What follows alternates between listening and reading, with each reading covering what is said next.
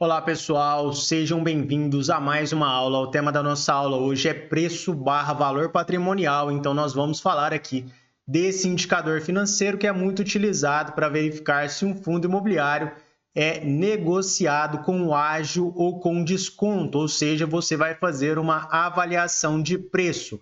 Bom, vamos falar aqui do indicador. Primeiramente, nós temos o P, que é o preço de mercado do fundo, e depois nós temos o VP, que é o valor patrimonial do fundo, e essa avaliação de valor patrimonial ela é realizada através da análise de profissionais terceirizados que são contratados pela gestão do fundo. A fórmula é bem simples, é o preço de mercado dividido pelo valor patrimonial. Então, dessa forma, é possível encontrar o valor patrimonial. Vocês vão acessar essa informação com muita facilidade através do site Status Invest, do Fundos Explorer, do Clube FI e também através do relatório gerencial. Outro detalhe que eu quero enfatizar com vocês é que a análise de preço é a última análise que você vai fazer com relação a um fundo imobiliário. O primeiro ponto é avaliar a qualidade.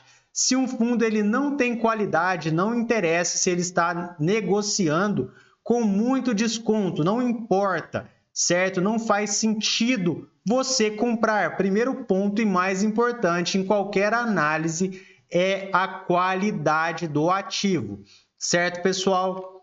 Bom, vamos falar aqui ainda da avaliação. Bom, após a análise é formulado o laudo e somando os recursos financeiros do fundo e dividindo pela quantidade de cotas é possível encontrar o valor patrimonial. Ou seja, vamos imaginar aqui um fundo de tijolos.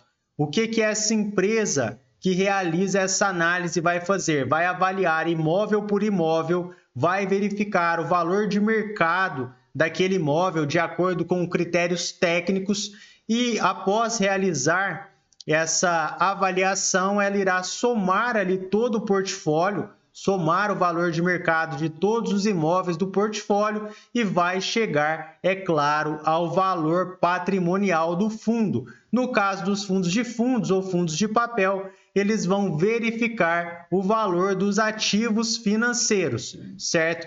Essas reavaliações, elas são realizadas pelo menos uma vez ao ano, então você vai ter essa informação sempre atualizada, pelo menos anualmente. Bom, agora vamos ao ponto mais relevante aqui da aula, que é interpretando o indicador.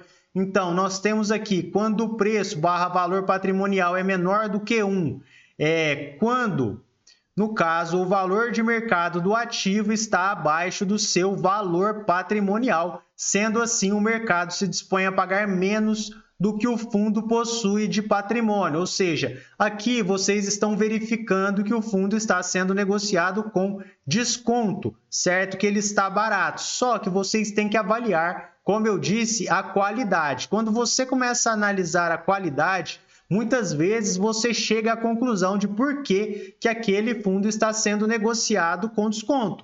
Muitas vezes um fundo que está barato, ele está barato justamente porque ele não tem qualidade. O mercado, então, ele enxerga que há um risco maior naquele ativo e ele se dispõe a pagar menos do que o patrimônio dele. Isso é natural, mas também vão ocorrer momentos em que fundos de qualidade eles são negociados também com desconto. Então, cabe a você, como investidor, fazer essa análise. Você primeiro avalia a qualidade do fundo, depois você vai verificar o preço e vai chegar à sua conclusão ali, se aquele fundo realmente ele tem qualidade, está descontado ou não. Em cenários de crise econômica, por exemplo, é natural que fundos bons, que ativos bons no geral, eles estejam sendo negociados com desconto e por esse motivo é um excelente momento para que você acumule cotas. Agora vamos falar aqui quando o preço barra valor patrimonial é superior a 1. Isso quer dizer que o mercado está pagando pelo fundo acima do que ele possui como patrimônio, ou seja, esse fundo imobiliário está sendo negociado com ágio, certo?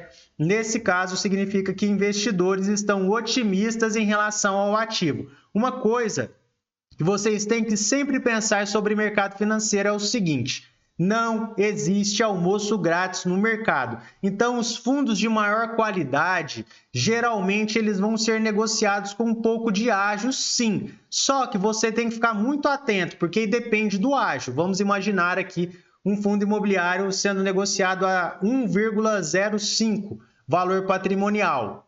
Ok, se for um fundo de alta qualidade. Agora, se ele começa a ser negociado a 1,1, 1,2, 1,5 valor patrimonial, aí peraí, você tem que ter calma, entendeu? Porque esse fundo ele pode estar sendo negociado com muito ágio, o mercado pode estar muito otimista com relação àquele fundo, mas se ocorrer qualquer problema, qualquer situação atípica ali, o preço daquele fundo ele vai despencar, certo? Então você tem que ser muito criterioso. Tome cuidado ao comprar fundos que estão sendo negociados com ágio. É claro, como eu disse para vocês, se o ágio ele é pequeno, é 1,01, 1,02, pode ser que vale a pena, mas se for um ágio muito grande, aí é um ponto de atenção.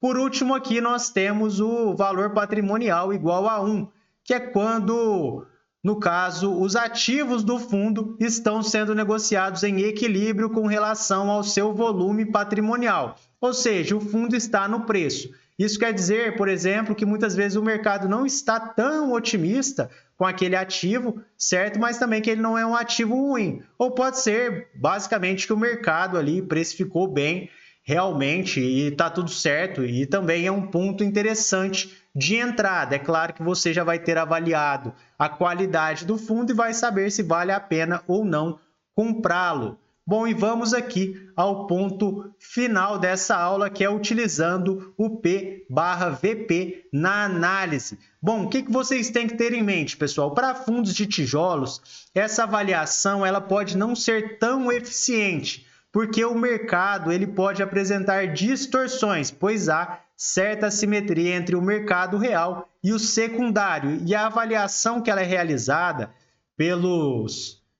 pelas empresas que são contratadas pelo fundo imobiliário para realizar essa análise, ela faz essa avaliação de acordo com o mercado real, certo? Se o fundo for vender aquele imóvel a mercado. E nós temos ali no preço da tela, no preço do fundo imobiliário, as negociações que são realizadas no mercado financeiro entre investidores, certo? Então, existe uma certa assimetria entre o mercado real e o secundário para cima e para baixo. Então, vocês têm que pensar o seguinte, vamos imaginar aqui um imóvel físico. Esse imóvel ele é avaliado em R$1 milhão, certo? Bom, essa é a avaliação dele. Mas isso não quer dizer que se você colocar ele à venda, ele vai ser vendido por R$1 milhão.